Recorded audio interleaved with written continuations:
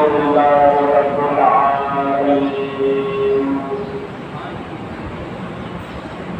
والصلاة والسلام على خاتم النبيين أما بعد فأعوذ بالله من الشيطان الرجيم بسم الله الرحمن الرحيم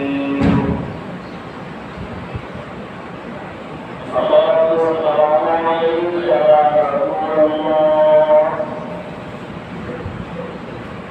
وعلى آله وأصحابه يا حبيب الله الصلاة والسلام عليك يا نبي الله وعلى آله وأصحابه يا رسول الله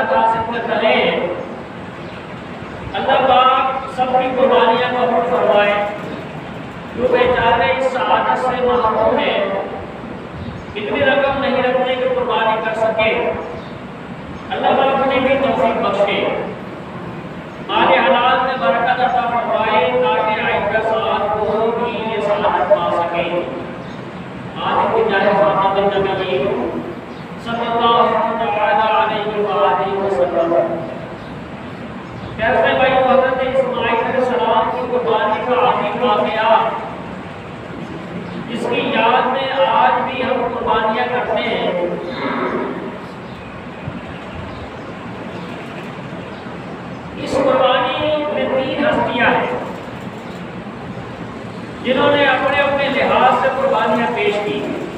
ابراہیم علیہ السلام کا واقعہ ہے، اس میں تین ہستیاں ہیں. ایک حضرت ابراہیم ایک حضرت اسماعیل علیہ السلام ہے اور ایک حضرت ہاجرہ رضی اللہ عنہا ہے۔ ان تینوں کی قربانیاں ہیں۔ ظاہر ہے کہ باپ کا بیٹے کی قربانی کرنا، بیٹے کو ذبح کرنا، تو یہ باپ کے لیے بھی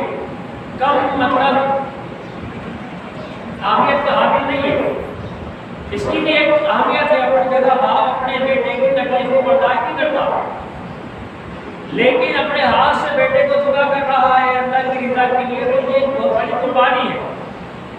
تو یہ باپ کی بھی قربانی ہے، جو بیٹا ذبح ہو رہا ہے اس کی بھی قربانی ہے، اور جس ماں کے لفظ جگر کو، جس ماں کے بیٹے کو ذبح کیا جا رہا ہے اس کی بھی قربانی ہے۔ تو یہ قربانی صرف حضرت اسماعیل علیہ السلام کی اکیلے قربانی نہیں ہے، بلکہ ان کے والد ابراہیم علیہ السلام، بذات خود اسماعیل علیہ السلام اور حضرت ہاجرہ رضی اللہ عنہا، ان تینوں کی قربانی ہے۔ تو اس قربانی میں تین ہستیاں ہیں جنہوں نے اپنے اپنے لحاظ سے قربانیاں پیش کی۔ خواب آیا تھا ابراہیم علیہ السلام کو، وہ ایک والد ہیں، آپ نے بڑی کمال جانثاری کا مظاہرہ فرمایا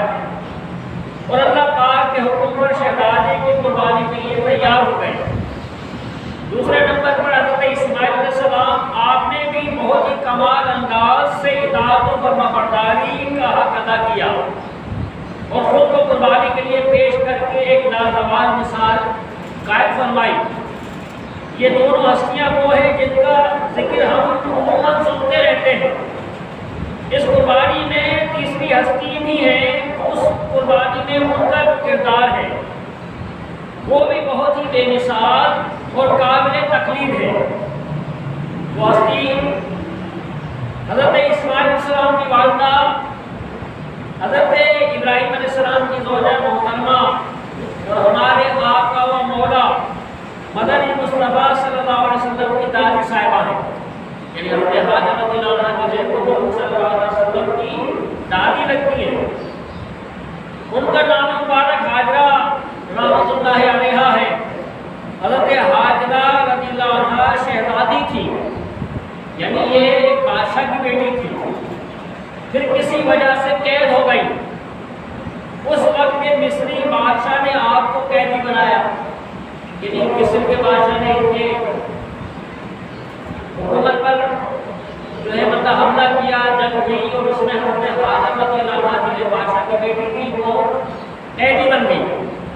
جب قیدی بن گئی تو ان کو اس بادشاہ نے اپنا غلام بنا لیا، قریب بنا لیا۔ تو پھر مصری بادشاہ نے آپ کو قیدی بنایا، روایات میں ہے وہ بادشاہ اس نے آپ رحمۃ اللہ علیہ کی قسمت پر معاذ اللہ ہاتھ بڑھانے کی ناکام کوشش کی۔ اس نے آپ کو قریب بنانے اور جو ہے آپ سے تعلق قائم کرنے کی ناجائز کوشش کی، مگر قربان جائیے وہ محبوب کریم صلی اللہ علیہ وسلم جن کے مبارک لباس پر مکی بیٹھے جو رب رحمان کو یہ بھی منظور نہیں، ان کی دادی صاحبہ رحمۃ اللہ علیہا کے ساتھ کوئی ایسی ناپاک حرکت کیسے کر سکتا تھا؟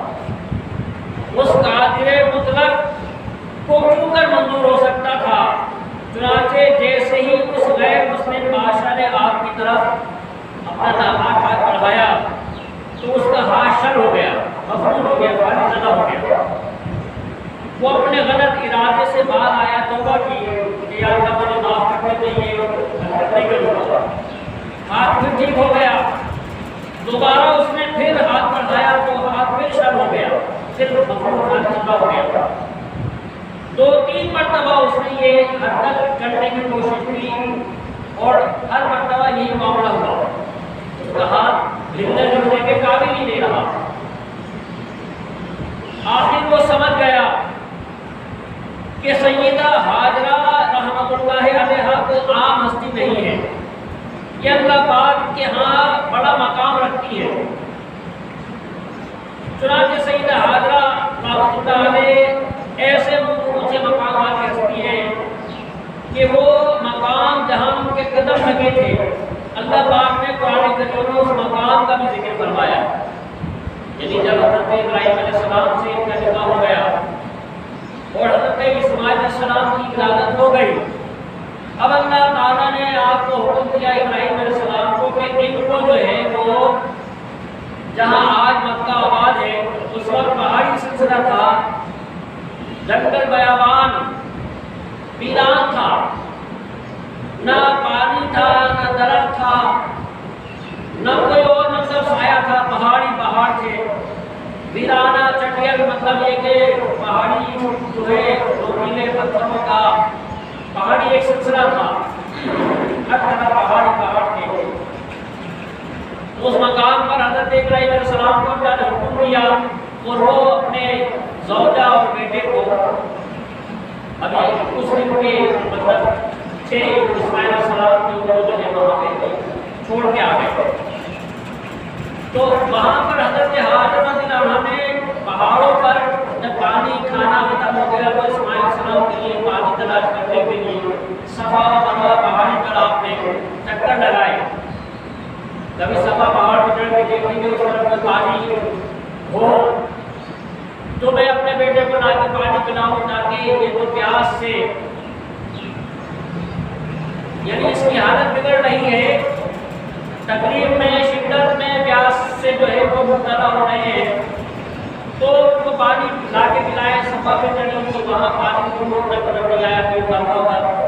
دوڑتی ہوئی گئی، پھر وہاں سے دوبارہ صفا پر بار بار آ کے دیکھا کہ ہو سکتا ہے ابھی نظر نہیں آیا تو دوسری طرف میں نظر آ جائے۔ آپ اس طریقے سے ان دونوں پہاڑوں کے درمیان ان کے اوپر 7 چکر لگائے۔ اللہ تبارک و تعالیٰ کی اس بندی کے قدم جن حصوں پر لگے تھے پہاڑوں پر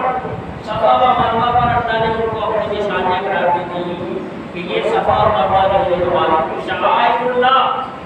یہ اللہ کی نشانیاں ہیں۔ تو یہ مقام حضرت حاجر رضی اللہ عنہ کا کہ جہاں ان کے قدم لگ جاتے ہیں اللہ تبارک و تعالیٰ اس جگہ پر بھی کوئی نشانی قرار دے دیتا ہے۔ چنانچہ اللہ پاک نے قرآن کریم میں اس مقام کا بھی ذکر فرمایا جس مقام پر صفا مروہ پر ان کے قدم مبارک لگے۔ قرآن کریم نے اس مقام کی تعظیم کرنے کو دل کا تقویٰ قرار دیا کہ جہاں ہماری بندی کے قدم لگے ہیں صفا مروہ پر، ان کی جو تعظیم کریں گے ان کے دل میں اللہ نے تقویٰ رکھا ہے، یعنی ان پہاڑوں کی کہ جس پر ہماری بندی کے قدم لگے ہیں، جو ان کی تعظیم کرے گا وہ متقی ہے، پرہیزگار ہے، اللہ نے اس کے دل میں تقویٰ رکھا ہے۔ تو یہ مقام ہے حضرت حاجر رضی اللہ عنہ کی بارگاہ۔ اب اندازہ لگائیے قرآن کریم سب سے آخری آسمانی کتاب، سب سے افضل کتاب ہے، اس میں تمام جہانوں کے لیے ہدایت رکھی گئی ہے۔ یہ مقدس کتاب سب سے افضل نبی صلی اللہ علیہ وسلم پر اتری، سب سے افضل امت کے لیے اتاری گئی۔ اس مبارک و مقدس کتاب میں جس ہستی کے قدموں کے نشان والی جگہ کا بھی ذکر ہے، اس مقام کی تعظیم کا بھی حکم دیا گیا ہے اور اس تعظیم کو دل کا تقویٰ قرار دیا گیا ہے۔ اس ہستی کا خود کا مقام اور مرتبہ کتنا اونچا ہوگا، یعنی جس کے جہاں قدم لگ جائے اس کی تعظیم کو اللہ بتائے کہ یہ دل کا تقویٰ ہے، تو اس کا اپنا مقام اور مرتبہ ہوتا ہے کہ حاجت کے نام کا الحمدللہ یہ ہمارے آقا صلی اللہ علیہ وسلم کی دادی صاحبہ ہے جنہیں اللہ پاک نے اتنا اونچا مقام نصیب فرمایا۔ اسی لیے تو کہتے ہیں آپ کی نسبت اے نانائے حسین، یعنی اے نانائے حسین، صلی اللہ علیہ وسلم کے حسین رضی اللہ عنہ کے نام، آپ کی نسبت کتنی اعلیٰ ہے۔ جس چیز کا تعلق آپ سے ہو جائے، جس چیز کو آپ سے نسبت ہو جائے، جس چیز کا تعلق آپ سے ہو جائے، وہ بھی اعلیٰ و ارفع ہو جاتی ہے۔ تو فرماتے ہیں شاعر نے کہا آپ کی نسبت اے نانائے حسین ہے بڑی دولت اے نانائے حسین، یعنی جس چیز کو آپ سے نسبت ہو گئی، تعلق ہو گیا، وہ اللہ کی ایک نعمت بن گئی کہ اللہ نے فرمایا کہ اگر تم اس کی تعظیم کرو گے تو تمہیں دلوں کا تقویٰ حاصل ہوگا۔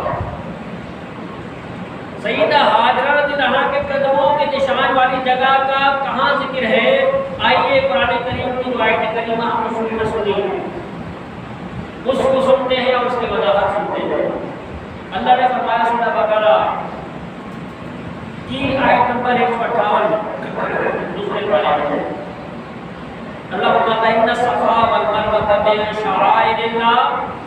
بے شک صفا اور مروہ اللہ کی نشانیوں میں سے ہے۔ شعائر کا معنی ہے نشانیاں، شعائر اللہ اللہ پاک کی خاص نشانیاں،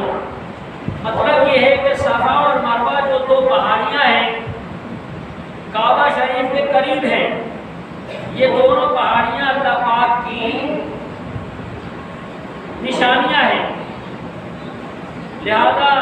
مزید اللہ نے اسی آیت کریمہ میں ان صفا اور مروہ کو اپنی نشانیاں قرار دے کے کیا حکم فرمایا کے بارے میں فرمایا فمن حج البیت ام اعتمر فلا جناح علیہ ان یطوف بہما، تو جو اس گھر کا حج کرے، خانہ کعبہ کا جو حج کرے یا عمرہ کرے، اس پر کچھ گناہ نہیں کہ ان دونوں کے چکر لگائے۔ صفا مروہ اللہ کی نشانیاں ہیں، جو بھی حج کرے گا یا عمرہ کرے گا تو اس کے لیے کچھ گناہ نہیں ہے کہ وہ صفا مروہ کی بھی کیا کرے گا، چکر لگائے گا، اس کی بھی سعی کرے گا، اس کے بھی پھیرے لگائے گا۔ یہاں سے معلوم ہوا کہ حج و عمرہ میں صفا مروہ کی سعی کرنا یعنی ان دو پہاڑیوں کے درمیان چکر 7 چکر لگانا واجب ہے۔ اللہ نے قرآن میں اس کا حکم دیا ہے۔ اگر سعی نہ کی تو دم واجب ہوگا۔ دم عربی میں کہتے ہیں خون دینا، خون آنا، دم عربی میں خون کو کہتے ہیں۔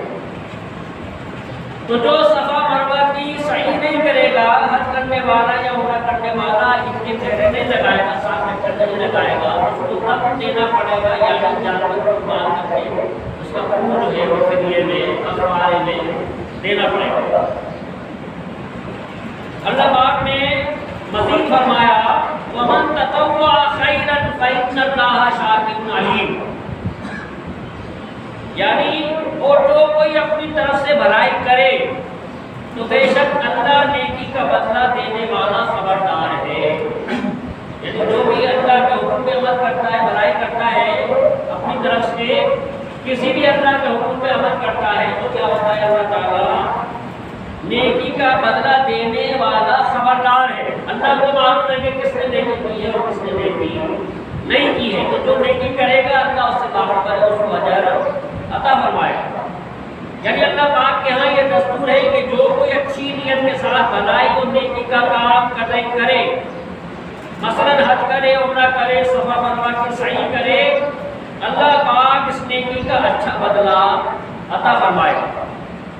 صحابی رسول حضرت عبداللہ بن عباس رضی اللہ عنہما جنہیں ترجمان القرآن کہا جاتا ہے،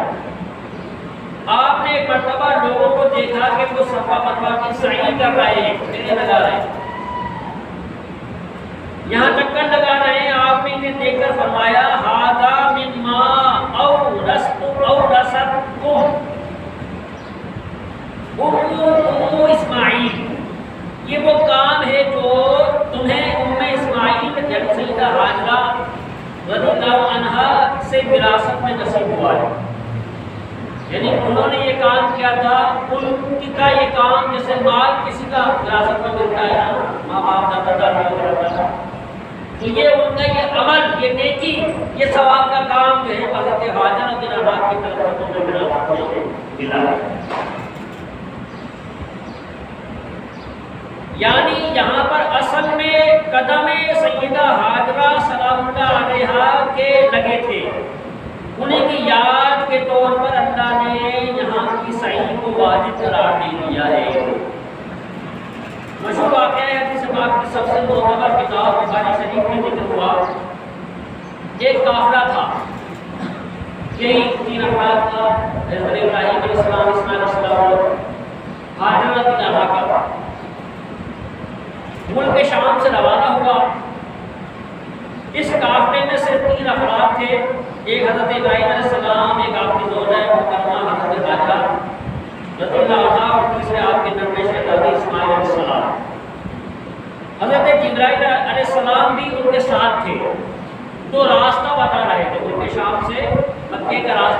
جبرائیل علیہ السلام آئے۔ حضرت ابراہیم علیہ السلام کی عمر مبارک 90 سال تھی، بلکہ 90 سال سے بھی زیادہ تھی۔ اس وقت آپ کو بیٹا عطا ہوا۔ اب حکم ہوا کہ اے ابراہیم اپنے بیٹے اور ان کی والدہ حضرت ہاجرہ رضی اللہ عنہا کو بے آباد وادی میں چھوڑائیے۔ حضرت ابراہیم علیہ السلام کا جذبہ اطاعت دیکھیے، اللہ کے حکم پر عمل کا جذبہ دیکھیے۔ اپنے اکلوتے اور دودھ پیتے شہزادے کو لے کر بے آباد وادی میں چھوڑنے جا رہے ہیں۔ اور کمال دیکھیے، روایات میں ہے حضرت ابراہیم علیہ السلام شوق اطاعت میں بار بار پوچھتے تھے، اے جبرائیل کیا ہم اپنی منزل پہ پہنچ گئے؟ یعنی ملک شام سے، فلسطین سے، جہاں مسجد اقصیٰ ہے، اس علاقے سے مکہ مکرمہ، یہ معراج کا سفر جو ہوا تھا، 1 مہینے اس زمانے میں گھوڑے پر اونٹوں پر لگتا تھا جانے کا اور 1 مہینہ آنے کا،